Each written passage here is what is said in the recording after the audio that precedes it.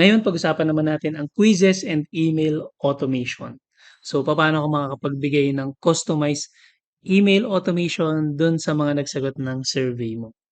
Ngayon bakit mo gagawin 'yon? Kasi gusto mo una ay magkaroon ng email follow-up, 'no? Possible kasi na yung mga tao na nag-fill up ng survey ay hindi kaagad sila kumuha ng appointment, 'di ba? So ifo-follow up mo sila o kaya naman kung sa supplement, 'di ba, fill up sila ng survey, napunta sila sa specific na page pero hindi sila bumili, 'no? So puwede mo silang i-follow up. Now papaano mo siya gagawin dito sa loob ng Cellnomics? So una, i-click mo lang 'tong ano 'no, edit settings and then ay connect to email marketing.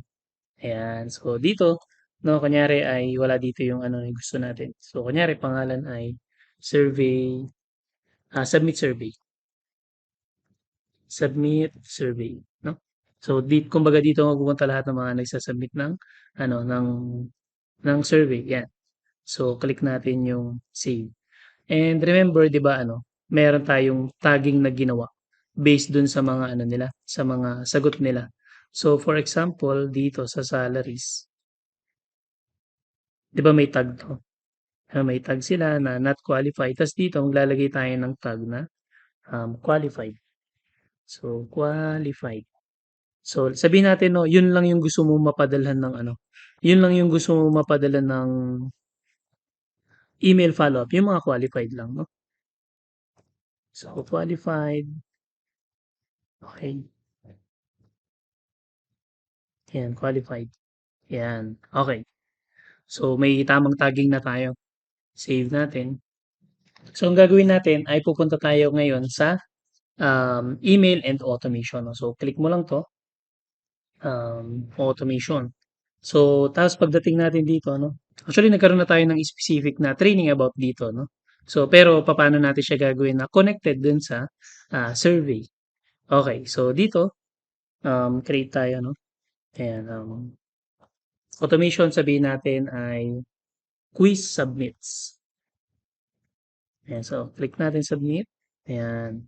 So ngayon ay ang puwede nating gawin dito ay 'di ba ang gusto mo lang mapadalan yung mga taong, qualified lang dun sa survey 'no. So ang mangyayari ay ano yung pinaka-trigger, so magti-trigger lang 'tong automation na 'to once na may na-add na tag. So anong tag nga yun? So click natin yung qualified, okey. So yan yun. So ngayon anong mangyayari?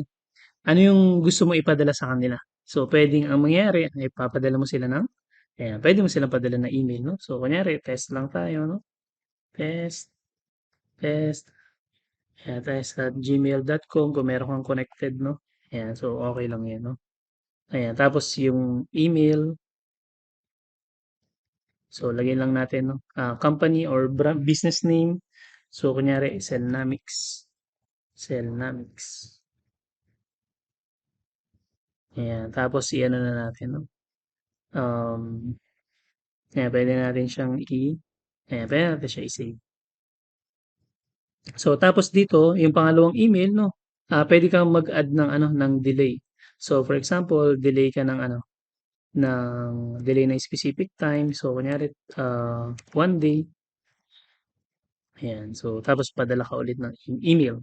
So puwedeng 'yan, send email ulit 'no, test 2, sender, test, lagyan natin test@gmail.com, ayan. So kunyari ay eto naman, ito yung gagamitin. So yun.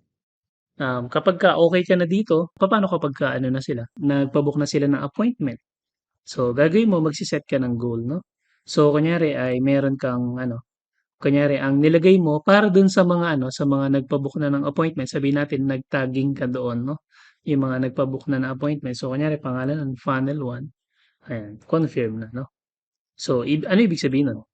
Ibig sabihin nun ay Ibig sabihin nun kapagka nagpa-book na sila ng appointment, kung kunyari 10 araw 'yan 'no, tapos ay kapag siyempre parang ang weird naman na nagpapadala ka pa rin ng email sa kanila kahit na magpa-book sila ng appointment kahit tapos na sila, 'di ba? So ang mangyayari since may goal nga kapagka, nakapagpa-book na sila ng appointment, mag-stop na 'to. Kasi nga yun lang yung goal nitong automation na 'to. And of course kapagka good to go na 'to 'no, click mo muna yung save. Kapag good to go na 'to, ki-click mo lang yung on para gumana na siya.